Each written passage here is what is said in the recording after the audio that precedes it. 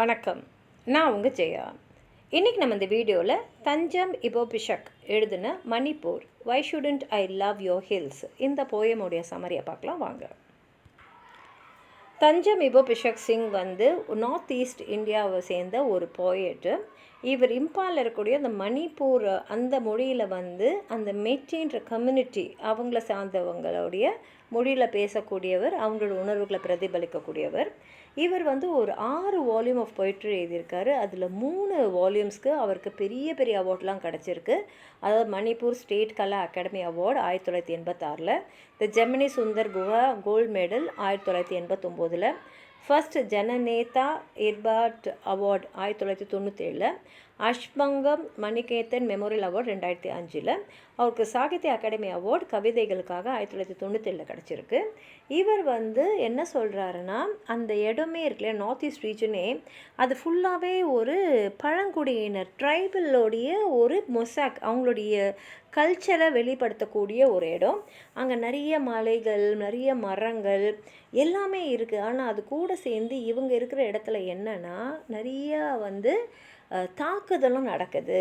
அதாவது அவங்க மேலேயும் தாக்குதல் நடக்குது, அவங்கள எதிர்த்து ஸ்டேட்டும் தாக்குதல் நடத்திட்டே இருக்காங்க. இந்த போராளிகள்லாம் நிறைய பேர் இருக்காங்க.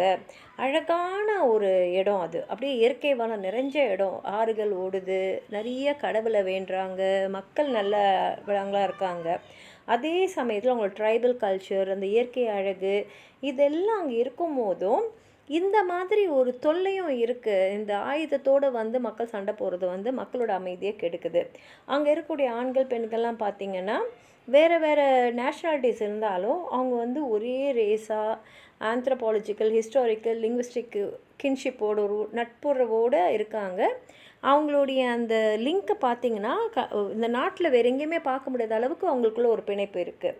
அதே மாதிரி என்ன சொல்கிறாருன்னா, இந்த மணிப்பூரை நான் அவ்வளோ நேசிக்கிறேன், ஆனால் அதே சமயத்தில் இந்த மணிப்பூரோட அடையாளம் தொலைச்சிக்கிட்டே இருக்குது. அதை நினச்சா எனக்கு ரொம்ப பயமாக இருக்குது, ஒரு பதட்டமாக இருக்குது, ஒரு மாதிரி இருட்டில் இருக்கிற மாதிரி இருக்குது. ஏன்னா எப்போ பார்த்தாலும் பார்த்திங்கன்னா இங்கே மக்கள் இந்த சண்டைகளையே கேட்டுருக்க வேண்டியிருக்கு.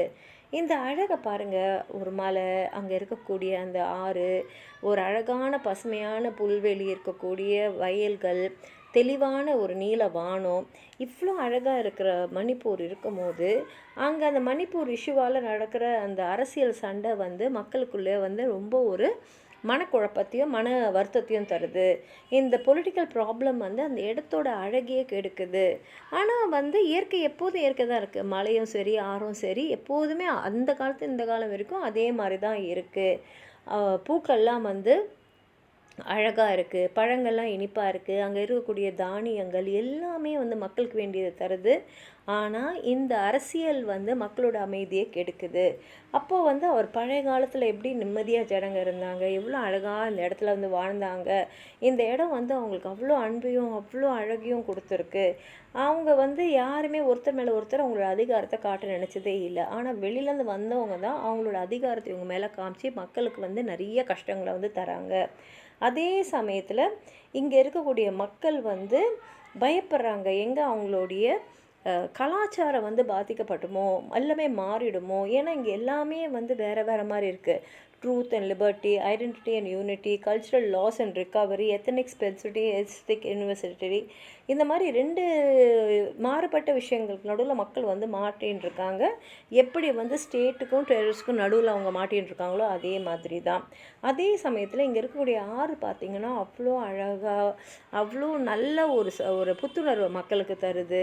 அங்கே இருக்கிற மலைகள், அங்கே இருக்கக்கூடிய நிலங்களை அவ்வளோ நினைவுகள் இருக்குது. அங்கே இருக்கக்கூடிய அடர்ந்த காடுகளில் அவ்வளோ வளங்கள் இருக்குது. இதெல்லாம் பார்க்கும்போது இதை தாண்டி நான் எதை விரும்ப போகிறேன் அப்படின்னு தான் மனசுக்குள்ளே தோணுதுன்றாரு. வாங்க கவிதையை படித்து பார்க்கலாம். Manipur, why shouldn't I love your hills, marshes, rivers, fields, open spaces? Manipur, I love your hills, marshes, rivers, green fields, meadows, blue sky. Why shouldn't I love them? I never had a quarrel with them. உன்னோட இயற்கையை மொத்தமாக நான் அவ்வளோ ரசிக்கிறேன், விரும்புகிறேன். ஏன் நான் விரும்பக்கூடாது? ஏன்னா அதுக்கும் எனக்கும் எந்த எந்த இயற்கைக்கும் எனக்கும் எந்த விதமான ஒரு முரண்பாடுமே இல்லையே. When I scold, I never see the hills indignant, then rivers never retorted. நான் திட்டினா கூட மலைகள் கோச்சிக்கிறது இல்லை, ஆறுகளும் எதிர்த்து பதில் சொன்னதில்லை.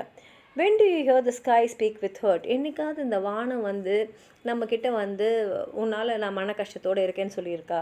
Who else is there if you don't blame them you cannot speak against men. ஆனால் வந்து யோசிச்சு பாருங்கள், மனிதர்கள் எப்படி இருக்காங்க. But your hill-grown valley nurtured sweet fruits, flowers, corns, grains I love, not because I get to eat them for free. Even if I do not give them, they never say they will never eat me up. Fruits never bite men, flowers never suck blood. இந்த இயற்கை பாருங்கள், நம்ம எதுவும் கொடுக்கணுன்னு எதிர்பார்க்குறதே இல்லை. நம்ம எவ்வளோ அது இது பண்ணாலும் அது வந்து கோச்சிக்கிறது இல்லை. இந்த பழங்கள் வந்து மனுஷனை கடிச்சு சாப்பிட்றதில்ல, பூக்கள் வந்து நம்ம ரத்தத்தை குடிக்கிறது இல்லை. நம்ம வந்து அதை வந்து எவ்வளோக்கு எவ்வளோ வந்து ரசித்தாலும், எவ்வளோக்கு எவ்வளோ அனுபவித்தாலும் அது இன்னும் கொடுத்துக்கிட்டே தான் இருக்குது. Manipur, your hills, marshes, river, fields, meadows, blue sky I love. Who can I love if I do not love them? இந்த இயற்கையை பாருங்கள், அப்படியே மனசை வந்து அவ்வளோ கவருது. இதை தவிர வேறு எது நம்ம மனசை கவரும்? They are not insects, mosquitoes, flies or leeches. Fields never become citizens of this country. இதுங்க ஒன்றும் பூச்சோ இல்லை கொசுவோ இல்லை ஈயோ இல்லை ரத்தத்தை குடிக்கிற லீச்சஸோ கிடையாது. அதே சமயத்தில் இந்த ஃபீல்ட்ஸ் வந்து மனிதர்களாகவும் முடியாது. We never hear of rivers parading as leaders, those who don heads and remove them again. அதாவது இந்த ரிவர்ஸ் என்றைக்குமே நான் தான் தலைவன் சொன்னதே இல்லை. Those whose hands remain still when they open their mouths, those whose mouths remain still when their hands pliffer. Trifling with us through the years repeatedly, they turn us upside down at will. ஆனால் இந்த மக்கள் பாருங்கள், மனுஷங்களை எந்த பாடுபடுத்துகிறாங்க. But your hills, marshes, rivers, trees, bamboo, emerald fields, open spaces I truly love. ஆனால் இந்த மலை, இந்த நதி, இந்த மரம், இந்த மூங்கில், இந்த வயல், இந்த திறந்த வெளி எல்லாமே வந்து என் மனசு அவ்வளோ கவருது. அதாவது இயற்கை வந்து எப்படி மனுஷனுக்கு அள்ளி அள்ளி எல்லாத்தையும் கொடுக்குது, மன அமைதியை கொடுக்குது, சந்தோஷத்தை கொடுக்குது. ஆனால் மனுஷங்க வந்து எப்படி மற்ற மனுஷங்களோட மனசை கஷ்டப்படுத்தி அவங்கள வந்து வலிக்குள்ளே உள்ளாக்குறாங்கன்றது தான் இந்த கவிதையில் சொல்லியிருக்காரு. உங்களுக்கு எதாவது சொல்லணும்னு நினச்சிங்கன்னா கீழே இருக்கிற கமெண்ட் பாக்ஸில் எழுதுங்க. இந்த வீடியோ லைக் பண்ணுங்கள், உங்கள் ஃப்ரெண்ட்ஸோடு ஷேர் பண்ணுங்கள். சப்ஸ்கிரைப் பண்ணாதவங்களாம் ப்ளீஸ் சப்ஸ்கிரைப் பண்ணி சப்போர்ட் பண்ணுங்கள். நன்றி.